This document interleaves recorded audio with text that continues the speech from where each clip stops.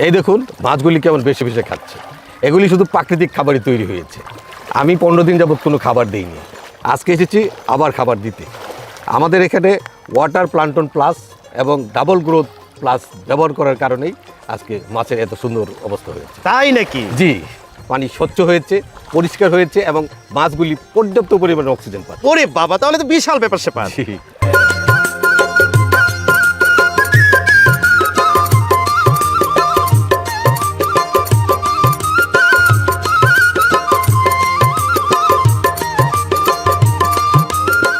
সুপ্রিয় মৎস্য খামারি ভাইরা, আপনারা জানেন যে আমরা মৎস্য খামারিদের সংকট, সম্ভাবনা এবং সাফল্যের গল্প আপনাদের শোনানোর চেষ্টা করে থাকি। তারই প্রেক্ষাপটে আজ আমরা এসেছি ঢাকার ভাসানটেক এলাকায়। যিনি এই এলাকায় হাবিব সাহেব, যিনি মৎস্য খামার করে সারা বাংলাদেশে জাগরণ সৃষ্টি করেছেন, তার গল্প আমরা আজকে শোনাবো। হাবিব সাহেব, জি কেমন আছেন? জি আলহামদুলিল্লাহ ভালো আছি, আপনি কেমন আছেন? জি আলহামদুলিল্লাহ ভালো রয়েছে। বিশেষ করে আপনাকে দেখে আরও ভালো লাগছে। আচ্ছা হাবিব সাহেব, আমি শুনেছি যে আপনি একজন পেশায় আইনজীবী, পাশাপাশি এই মৎস্য খামারের সাথে যুক্ত রয়েছেন। তো আমরা জানতে চাই যে কিভাবে আপনি এই মৎস্য খামারের প্রতি আগ্রহ সৃষ্টি হলো। ধন্যবাদ। আসলে আমি ছোটোবেলা থেকে মাছ চাষ করতাম, লেখাপড়ার পাশাপাশি আমি গ্রামেতে মাছের চাষ করতাম।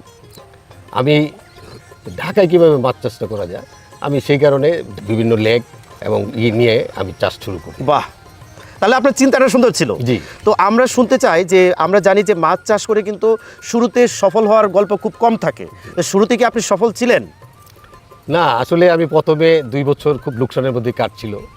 যেমন আমার মাছ রোগবালাই লেগে থাকতো, মাছ ভেসে থাকতো, মাছের অক্সিজেনের সংকট ছিল, আর অ্যামোনিয়া গ্যাস বৃদ্ধি ছিল, আমার প্রচুর মাছ মারা যেত। ও, তার মানে ওই সময় আপনিও লসের সম্মুখীনই ছিলেন। তো আজকে যে আপনার এই পজিশন, আপনাকে শুনেছি যে আপনি অনেক সফল হয়েছেন, সফল হচ্ছেন এবং সফলতার দিকে ধাবিত হচ্ছেন। তো এই গল্পটা আমরা শুনতে চাই। আমি এটা নিয়ে খুব চিন্তিত ছিলাম। আমি অনেকের সাথে এটা নিয়ে একটু যোগাযোগ করি, কথা বলি। তা আমাকে আশ্বস্ত করলো যে আসলে টিকে থাকতে হলে লেগেই থাকতে হবে। তা আমি লেগেই ছিলাম।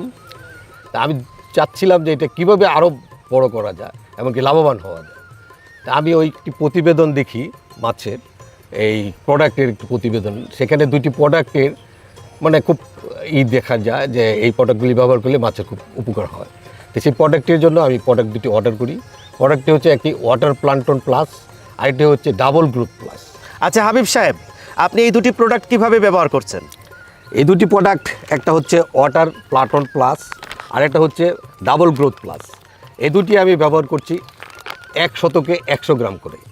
ওয়াটার প্লান্টন প্লাস প্রথম আমি দিচ্ছি, আর 3 দিন পরে এই 100 গ্রাম 1 শতকের মধ্যে ডাবল গ্রোথ প্লাস দিচ্ছি। এইভাবে দেওয়ার পরেই আমার দেখেন এই যে মাছের যে পানির রঙটি দেখে বুঝতে পারছেন, এখানে অক্সিজেনের পরিমাণ প্রচুর বৃদ্ধি পেয়েছে, মাছের গ্রোথও বেড়ে যাচ্ছে, এবং কি মাছের যে আগে খাবার যে পরিমাণে দিতে হতো এখন সেই পরিমাণের খাবার, অর্ধেক পরিমাণের খাবার দিলেই আমার মাছ সুন্দরভাবে গ্রোথ দিচ্ছে। আর আচ্ছা, আপনার এই যে মাছের বৃদ্ধিটা কেমন হচ্ছে? মাছের বৃদ্ধিটা আমার আগে যেভাবে খাবার দিতাম সেই তুলনায় অর্ধেক খাবার আমার দিতেই আমার মাছের গ্রোথ, আমি 100 গ্রাম মাছ ছেড়েছিলাম গত 4 মাস আগে, এখন দেখেন প্রায় 1-1.5 কেজি ওজন মাছের মানে গ্রোথ বেড়েছে। বাহ, এবং কি খাবারও কম লাগছে। তার মানে ওই যে আপনি এই দুটি প্রোডাক্ট ওয়াটার প্লাঙ্কটন প্লাস এবং ডাবল গ্রোথ প্লাস, এই দুটি প্রোডাক্ট ব্যবহার করার কারণে আপনি এই সফলতার মুখ দেখেছেন। জি জি জি। আচ্ছা, তো আমরা জানি যে শীতের সময় মাছ মরে যায়, তারপরে হচ্ছে গ্রীষ্মকালেও অনেক সময় মাছ মরে ভেসে ওঠে। দুইটি সিজনে কি মাছের বৃদ্ধি এবং সমস্যা তো আর হচ্ছে না? না, এখন আর সেই সমস্যা আমাকে মোকাবেলা করতে হচ্ছে না। এখন এটাতেই আমি দেখা যাচ্ছে যে সমস্ত সিজনেই একরকমই মাছের গ্রোথ বৃদ্ধি পাচ্ছে। বাহ। আচ্ছা হাবিব সাহেব, এই যে দেখা যাচ্ছে যে পানি অনেক স্বচ্ছ সবুজ, মাছ ভেসে ভেসে খাচ্ছে, এটা কি ওয়াটার প্লাঙ্কটন প্লাস এবং ডাবল গ্রোথ প্লাসের কারণে হয়েছে? জি জি, ওয়াটার প্লান্টন প্লাস এবং ডাবল গ্রোথ প্লাসের কারণেই এই সুবিধাটা আমি পাচ্ছি। বাহ। আচ্ছা হাবিব সাহেব, আপনি কি কি মাছ চাষ করছেন? এখানে আমি মিশ্র এবং কার্প জাতীয় মাছ চাষ করছি, আর ওই পাশে যে পুকুরটা দেখতে পাচ্ছেন সেখানে আমি তেলাপিয়া মাছ চাষ করছি, অল্প পরিমাণে পাঙ্গাস আমি চাষ মানে করছি। বাংলা মাছ? জি জি, বাংলা মাছ। আচ্ছা হাবিব সাহেব, আপনি তো এই দুটি প্রোডাক্ট ব্যবহার করে সফল হয়েছে। জি। এখন যারা মৎস্য চাষ করে সফল হতে পারছে না, আপনি কি মনে করেন এই দুটি প্রোডাক্ট ব্যবহার করলে তাদের কি সফলতা আসতে পারে? জি, আমি মনে করি যে তারাও যদি এই প্রোডাক্ট দুটি ব্যবহার করে অবশ্যই তাদেরও সফলতা আসবে। আচ্ছা আচ্ছা আচ্ছা, অনেক ধন্যবাদ। আপনি মৎস্য খামার করে আগামী সময়ে একটা আরও বেশি জাগরণ সৃষ্টি করবেন।